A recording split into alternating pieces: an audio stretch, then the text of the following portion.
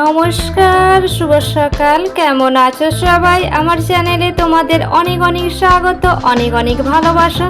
প্রতিদিনের মতো আজকেও একটা নতুন ব্লগ নিয়ে হাজির হয়ে গেছি তোমাদের কাছে। আর প্রতিদিনের মতো তোমাদের কাছে একটাই অনুরোধ করতেই থাকি, তো আজও তাই করছি, কিন্তু কেউ তোমরা অনুরোধ রাখছোই না। তো একই অনুরোধ যে তোমরা পুরো ভিডিওটা স্কিপ না করে দেখতে থাকো। আর দেখতেই পাচ্ছ আমি কিন্তু চলে এসেছি ছাদে। আর আজকে আর একেবারে সকাল থেকে শুরু করিনি, তো সকালের সমস্ত কাজ বান্না আমার সারা হয়ে গিয়েছে। তো পুজো টুজো সমস্ত কিছু দেওয়া হয়ে গিয়েছে। এই যে জামা কাপড়গুলো স্নানের আগে কেচে ধুয়ে নিয়েছিলাম, তো এখন এই যে পুজো টুজো সেরে নিয়ে তারপরে ছাদে এসেছি জামা কাপড়গুলো মিলতে। তো দেখো রোদ্রুটা বেশ আছে সুন্দর। আর আমি তো এখন জানোই যে যেহেতু বর্ষাকাল বৃষ্টি হচ্ছে, আর ছাদটা তো একেবারে পরিষ্কার হয়ে যাচ্ছে বৃষ্টির জলে ধোয়া হয়ে, তো যার কারণে আমি তো নিচেই দিয়ে দিই প্রতিদিন জামা কাপড়গুলো, তোমরা দেখোই। তো আজও তাই কিন্তু নিচেই দিয়ে দিচ্ছি। আর নিচে দিয়ে দিলে কি হয় বলো তো, তাড়াতাড়ি না শুকনো হয়ে যায়, যার কারণে আমি কিন্তু নিচেই দিয়ে দিই। তো চলো আমি জামা কাপড়গুলো মিলে দিই, আর মিলে দিয়ে এক এক করে তারপরে কি কাজ করছি না করছি তোমাদের সাথে পুরোটাই শেয়ার করব। আর এখন কিন্তু আমি প্রতিদিন চেষ্টা করছি, তো ব্লগের সাথে সাথে আমি যেসব রেসিপিগুলো বাড়িতে বানিয়ে থাকি, তো আমার মতো করে তো আমি কিন্তু সেই রেসিপিগুলো তোমাদের সাথে শেয়ার করার চেষ্টা করছি।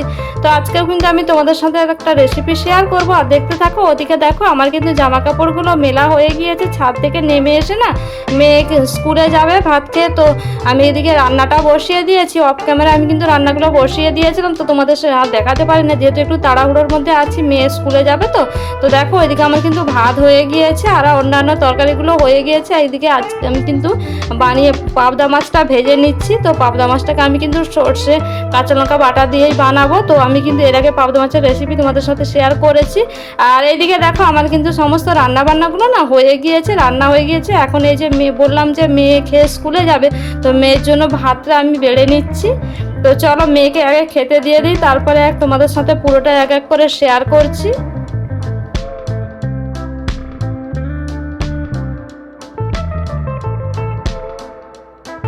তো এই যে ভাতটা আমার বাড়া হয়ে গিয়েছে, মেয়ে এসেছে, মেয়েকে দিয়ে দিলাম ভাতটা, মেয়ে নিয়ে চলে গেল। মেয়ে ওইদিকে ভাতটা নিয়ে চলে গেল, যেদিকে আমাদের টিভিটা আছে আমাদের সামনের দরটায়, তোমাদের তো দেখাই। তো ওইদিকে বসে ও খাবে টিভি দেখতে দেখতে। আর এইদিকে আমি দেখো গ্যাস ট্যাসগুলো পরিষ্কার করে নিচ্ছি। তো আগে ওর ভাতটা বেড়ে দিলাম, তারপরে গ্যাস ট্যাসগুলো পরিষ্কার করেছি। ও যেহেতু স্কুলে বেরিয়ে যাবে তো দেরি হয়ে যাবে, যার কারণে ওকে আগে ভাতটা দিয়ে তারপরে এই যে গ্যাসটারও পরিষ্কার করে নিচ্ছি। তো দেখো বন্ধু একেবারে আমি না চলে এসেছি সেই সন্ধেবেলাতে। তো কি বলতো, সেই যে সকালে রান্নাবান্না করেছিলাম, তো তারপর থেকে না তোমাদের কাছে আসাই হয়নি, কোনো ভিডিও শ্যুট করাই হয়নি। তো একেবারে চলে এসেছি সন্ধেবেলায়। তো সন্ধেবেলায় এই যে সন্ধেটা দেখিয়ে নিচ্ছি। তো সন্ধেটা দেখানো হয়ে গেছে, এখন চলে এসেছি রান্নাঘরে। আর জানোই তো আমাদের দুই বেলা চায়ের অভ্যেস আছেই, সকাল সন্ধে দুই বেলা। তো যার কারণে আমি কিন্তু একটু চা বানাবো, তো চা বানাতেই চলে এসেছি রান্নাঘরে। তো চলো চাটা বানিয়ে নিয়ে এখন একটু চা খেয়ে তার চায়ের সাথে একটু টিফিনও করব। তো চলো চাটা বানিয়ে নিই আগে।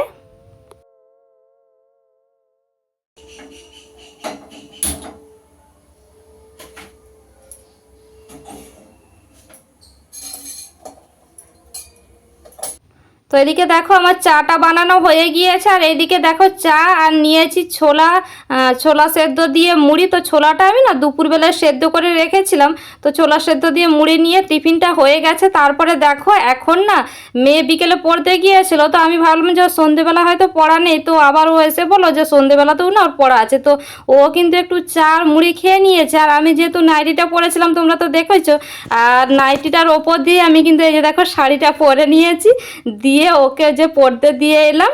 তো দিয়ে এসে ওকে আবারও আনতে যেতে হবে। তারপরে দেখো আবার এই যে রাতে রান্না করব। তো আজকে না ওই যে তোমাদের বললাম রেসিপি শেয়ার করব, আজকে করছি ডিম ভাপা।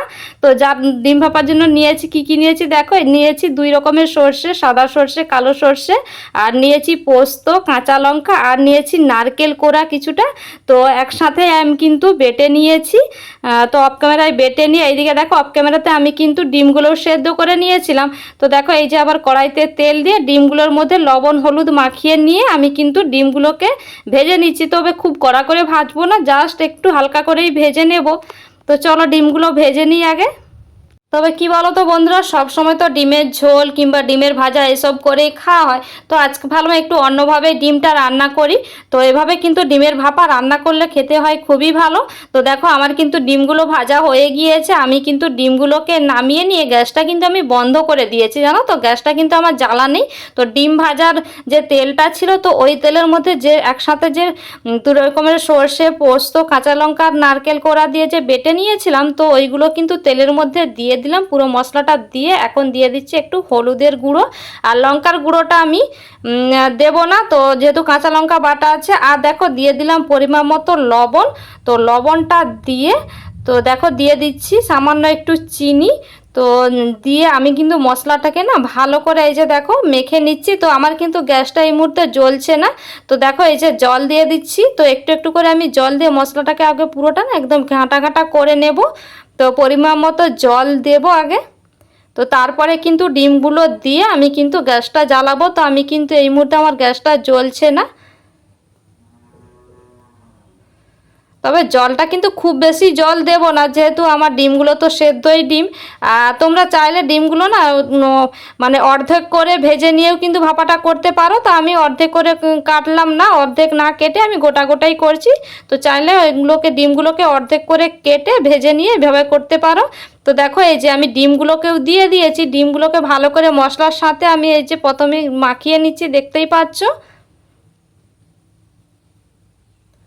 তো মশলার সাথে ভালো করে ডিমগুলোকে মাখিয়ে নিয়ে আরেকটু অল্প পরিমাণে দিয়ে দিচ্ছি দেখো জল। তো জলটা দিয়ে আমি কিন্তু তবে এই যে জল দিলাম আর সেরকম আর বেশি জল দেব না, তো এই জল দিয়েই হয়ে যাবে।